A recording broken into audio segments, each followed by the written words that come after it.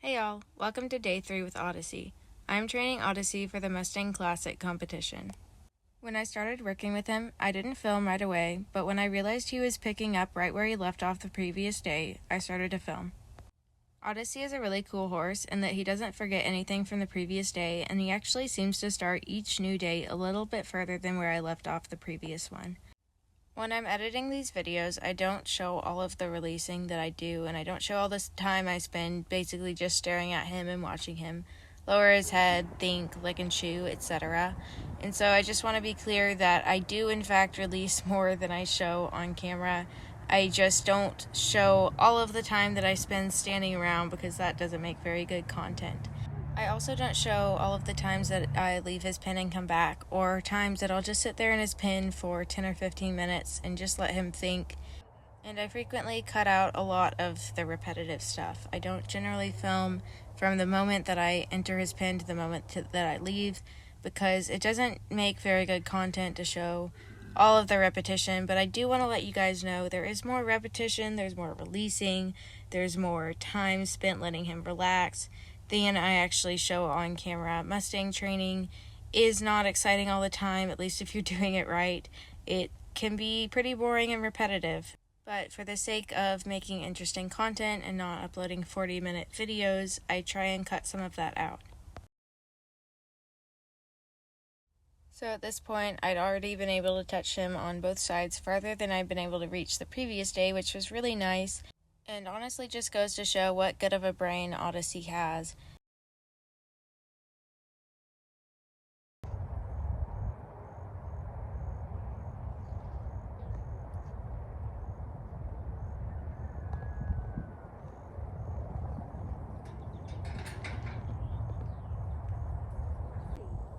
Odyssey likes to spend a lot of time with his head on the floor, and here he actually started nibbling at some grass.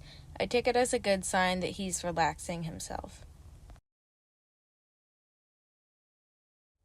At this point, I was working towards touching Odyssey on the shoulder, which I hadn't been able to do before, and he started to get a little insecure, and so I listened to him and I went back to using the stick and string like I did the previous day when he started to get insecure. And because I listened to him even sooner this time, he didn't feel the need to do anything defensive. He didn't pin his ears, he didn't try to bite, and so I was really happy with that. The next thing Odyssey needs to learn in order to get more comfortable with touch, and this does scare him a little at first, as you'll see, but he needs to be comfortable with the hand or the stick or whatever I'm using moving away and then coming back to the same spot. The way that I generally get Mustangs comfortable with touch is starting where they're okay, which is normally the bridge of their nose, between their eyes, wherever they're comfortable, and slowly moving my hand to the new spot, which could be the neck, shoulder, back, etc. And I don't break contact with the horse at any point. If I break contact with them, I move back. So you'll see I always have been starting on his face and then moving to his neck, moving to his shoulder, and I don't generally take my hand away and put it back in the new spot. And so this is something he needs to learn. So I start doing this with the stick first. This keeps me at a greater distance from him if he does start to panic, and it also helps him feel more comfortable because I'm farther away from him. And so I did that with the stick for a while, just slowly took it away, moved it back, and then slowly started taking it away even farther and holding it off him for longer periods of time.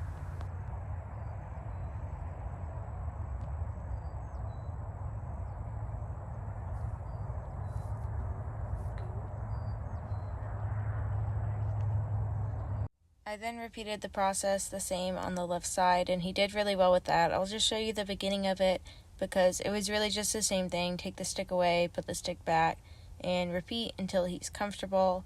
And so he did have a little spook there, but he stayed with me very nicely, and I just reassured him and let him know it's okay, and then he started to figure it out. So I won't show you guys all of the repetition, but it's just the same idea. Once he got the hang of that, the next thing I wanted to desensitize him to was the stick with the string hanging down. This is really good for teaching horses to get haltered and getting them comfortable with the ropes over their ears and their face and everything. So I like to do that, especially on the ones that I don't have haltered in the chute.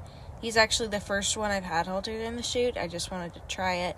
It's also really nice for getting them comfortable with movement, things reaching out to touch them, things going over their back, etc. It's a really good desensitizing exercise.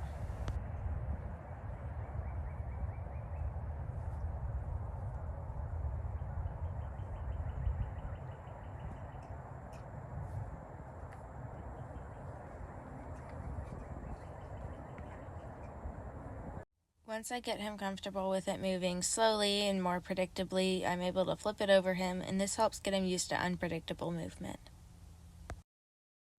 So I repeated that some more, taking some breaks in between. Again, I don't show all of the repetition, but I like to give a good idea of what we're working on. But the reality of Mustang training is that things take a lot of time, repetition, and consistent positive experiences are how you gain trust. As usual, he was a bit more unsure on the left side, as you can see by him backing up, but I just tried to find a nice moment where he seemed relaxed to release and lead him forward. I always try to lead him forward to get him out of that mindset of backing up.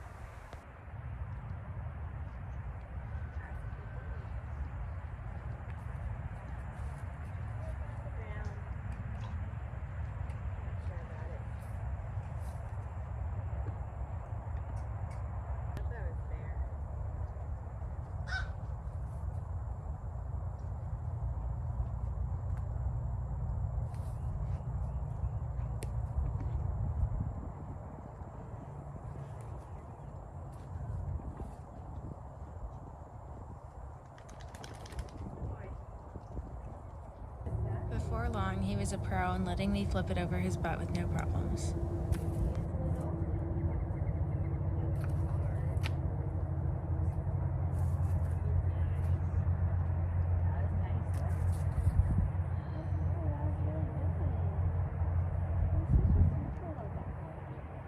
So I decided to give him a break from that exercise, and with our newly gained trust, I started to touch his neck again.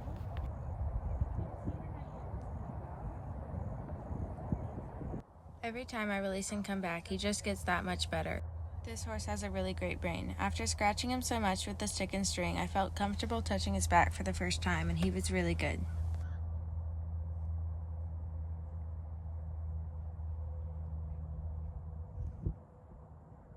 I'm watching his body language and his expression carefully and waiting for the right time to release, because this horse can tend to go a bit internal. Sometimes these horses look relaxed when they're really just tuning you out as a way of dealing with their fear. And so I'm waiting until you see right here, he starts to come back to me, and it's almost like he wakes up, and then he realizes what's happening, and he realizes it's okay. And so I reassure him, let him know it's okay, make sure he's awake and focused, and then I release.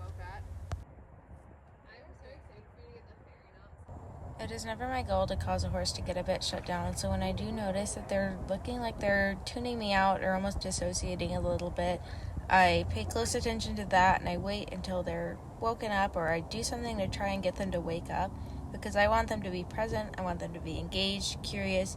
So you'll see a few things that I start to do in future videos where I start to pique his curiosity, get him engaged and focused, and make sure I'm not unintentionally causing him to shut down, because I never want a horse to go into that mode. However, with the stress of gentling, sometimes horses like Odyssey can tend to go into that mode, and so it's my job to try and get him out of that and get him actually truly really comfortable with everything that I do with him. So I was about out of time for that session, so I came back in the evening to work with him, and again started off pretty much where we left off. With this horse, and knowing that he can be the type to internalize things, I don't mind him moving around too much. I just kind of wait till he's standing still and wait for him to realize that it's okay.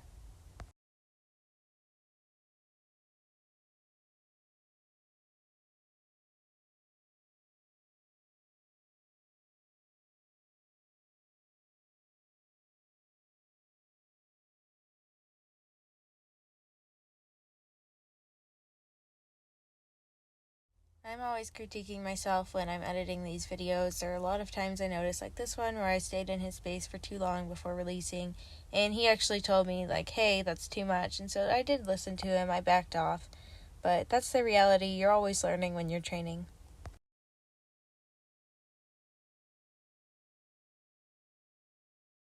And then there are some times where he gets a little wiggly where I stick with him just to let him know, hey, it's okay.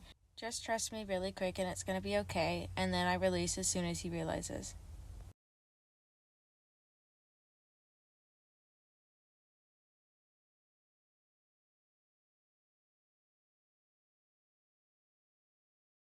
I'm not going to show all of the repetition from the morning session, but just to show that I did do some of the stick and string desensitizing before moving on to the next thing. I have another, but it's currently a ribbon one. But yeah, mine's the rainbow stick. Yeah. I have the string so I can change it back. I just have to like untie the ribbon. Yeah, same, because I used one as a neck rope. Oh yeah. I think I saw that the other day and I was like, that's smart. The next step I like to do is swinging the end of a lead rope all around them. It's super useful to get your Mustang or any horse used to ropes all around them. There's so many reasons that I want my horses to be comfortable with ropes all over them. I like to teach them to lead by the foot. I teach them how to ground drive. I do lots of rope exercises to get them soft, and it helps them get used to unpredictable movement around them.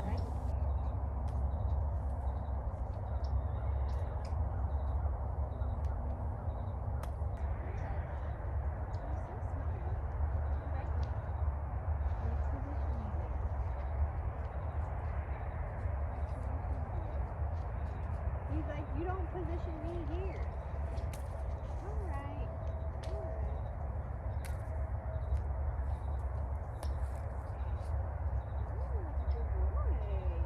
That was a good boy.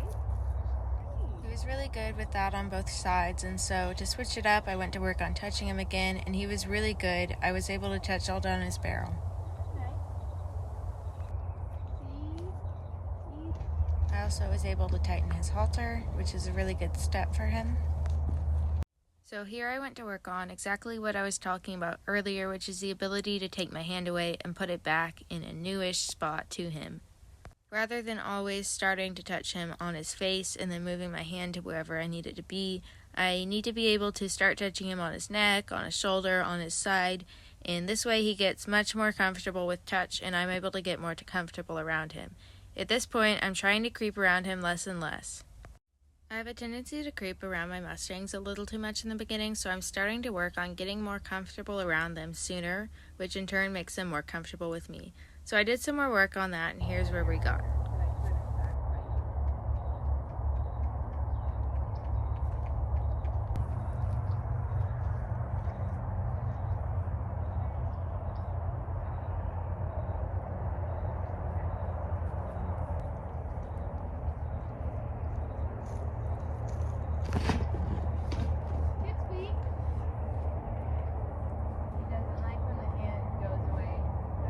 The next thing I need to be able to do before I go to work on things like picking up his feet is touch him with the other hand, and so here I'm touching him with my left hand on his right side, and that's what I've always been doing, and I need to be able to touch him with my right hand, and you can see that freaked him out a little bit. He was like, that's different, your body was positioned different, so that's why I need to work on that. So he gets comfortable, and eventually I'll be able to touch him with both hands at the same time. And then I can do things like cinch up a saddle on him, or go to hop on him bareback, etc. Alrighty, thank y'all so much for watching, and stay tuned for the next video in Odyssey series. I will be showcasing his entire training journey, all the way from Wild Mustang to competing in the Mustang Classic English competition in September.